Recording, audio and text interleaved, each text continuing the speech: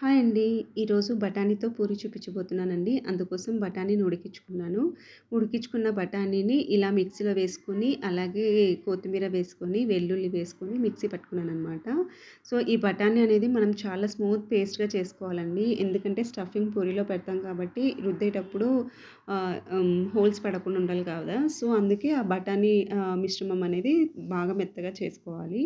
So, అలాగే ఇప్పుడు pan పెట్టేసుకొని మనం మిక్సీ పట్టుకున్న ఈ మిశ్రమాన్ని ఇందులో వేసుకోవాలి. అలాగే నేను ఈ మిశ్రమంలోకి కొంచెం మసాలా అదే జీరాను, జీలకర్ర, సోంపు వేసి దంచుకున్నానండి. మీరు మిక్సీ అయినా పట్టుకోవచ్చు. సో, అది వేసేసి సాల్ట్ కూడా వేసేసుకొని బాగా మిక్స్ చేసుకోవాలనమాట.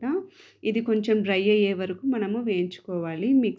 ఉడికించినాం కదా! కొంచెం తడిగా ఉంటుంది. సో, అలా లేకుండా కొంచెం డ్రై అయ్యే వరకు మనము వేయించేసుకొని ఒక బౌల్‌లోకి తీసేసుకోవాలనమాట. ఇది అంతేనండి. ఇంకా మనం పూరీస్ రుద్దుకొని ఫ్రై చేసుకోవడానికి ఈ మనము మీడియం హీట్‌లో పెట్టేసుకొని మనం పూరీలు రుద్దుకుంటే స ఆయిల్ హీట్ అయ్యే లోపల మనకు పూరీస్ రెడీ అయిపోతాయనమాట. సో, ఇలా కొంచెం రుద్దేసుకొని మనము చేసుకున్న బఠానీ స్టఫింగ్‌ని ఇలా పూరీస్ మధ్యలో పెట్టేసుకొని మళ్ళీ పూరీలాగా రుద్దేసుకోవటమే. అంతేనండి. ఇంకా పూరీస్ రెడీ అయిపోతే మనం ఫ్రై చేసుకోవటమే. చాలా బావుంటదండి. నిజంగా టేస్ట్ మాత్రం చాలా బాగా కుదిరింది. ఆహ్, ఏమంటే రెగ్యులర్‌గా చేసుకునే కంటే ఇలా చేస్తే పిల్లలు ప్లెయిన్‌గా తినేస్తారు కర్రీ లేకుండా. ఎప్పుడైనా డిఫరెంట్‌గా బావుంటుందనమాట. సో, ఇలా చేసుకున్న వాటన్నిటిని కూడా మనము ఆయిల్‌లో ఫ్రై చేసుకొని పక్కకు పెట్టేసుకోవటమే అంతే. సో, చాలా బావుంటుందండి. అలాగే దీంట్లో కాంబినేషన్ నేను ఆలూ కర్రీ చేశాననమాట.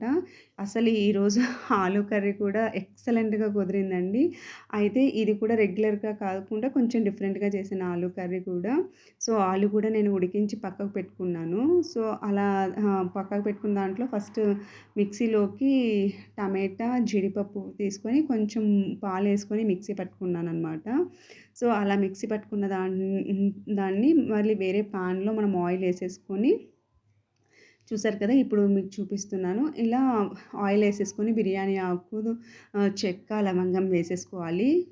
వేసుకున్న తర్వాత మనం మిక్సీ పట్టుకున్న ఈ టమాటా మిశ్రమాన్ని కూడా వేసేసి కొంచెం మరిగించుకోవాలండి. సో, ఇలా వేసుకున్న వాటిలో వెంటనే మనకు కావాల్సిన మసాలాస్ అన్నీ వేసుకోవచ్చు. సో, నేను పసుపు, జీరా పౌడరు, అలాగే red chilli powder, salt, coriander powder కూడా వేశానండి.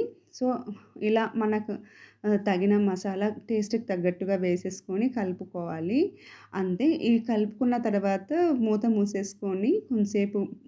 మూసేసుకొని కొంచెం మరుగొచ్చే వరకు ఉంచుకోవాలి.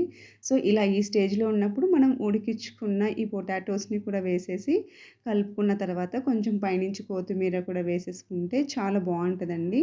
ఇంతే అసలు టేస్ట్ అనేది చాలా ఎక్సలెంట్‌గా ఉంది. కాకపోతే ఇంకా టైం లేదని ఇలా చేశానండి. మామూలుగా అయితే పొటాటోస్ ఉడికించుకున్న తర్వాత మళ్ళీ ఒకసారి పాన్‌లో హీట్ చేసుకొని పైన ఉప్పు, కారం, మసాలా వేసుకున్న తర్వాత ఇలా చేసుకుంటే అది ఇంకా బావుంటది. బట్ లేట్ అయిపోయిందని చెప్పేసి నేను ఆ ప్రాసెస్‌ని తీసేసి ఇలా చేశాననమాట. బట్ టేస్ట్ మాత్రం ఎక్సలెంట్‌గా కుదిరిందండి. చాలా బావుందసలు. ఇంకా ఇలా మనం చేసుకున్న పూరీస్‌ని ఈ కర్రీతో సర్వ్ చేసుకుంటే బ్రహ్మాండం అండి. టేస్ట్ అద్రిపోతుంది. అంతే. నచ్చిందనుకుంటున్నా వీడియో.